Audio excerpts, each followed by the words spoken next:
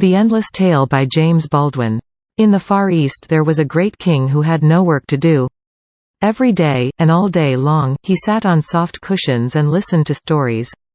And no matter what the story was about, he never grew tired of hearing it, even though it was very long. "There is only one fault that I find with your story," he often said, "it is too short." All the storytellers in the world were invited to his palace, and some of them told tales that were very long indeed. But the king was always sad when a story was ended. At last he sent word into every city and town and country place, offering a prize to anyone who should tell him an endless tale. He said, "To the man that will tell me a story which shall last forever, I will give my fairest daughter for his wife, and I will make him my heir, and he shall be king after me." But this was not all. He added a very hard condition.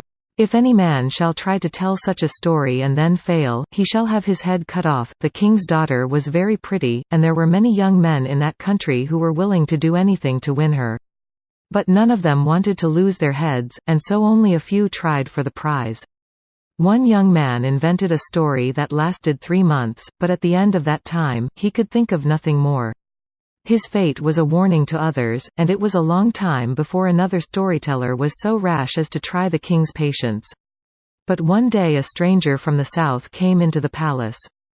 "Great king," he said, "is it true that you offer a prize to the man who can tell a story that has no end?" "It is true," said the king.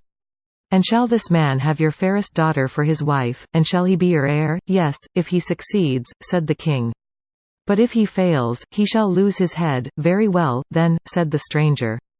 "I have a pleasant story about locusts which I would like to relate." "Tell it," said the king. "I will listen to you." The storyteller began his tale. "Once upon a time a certain king seized upon all the corn in his country, and stored it away in a strong granary. But a swarm of locusts came over the land and saw where the grain had been put.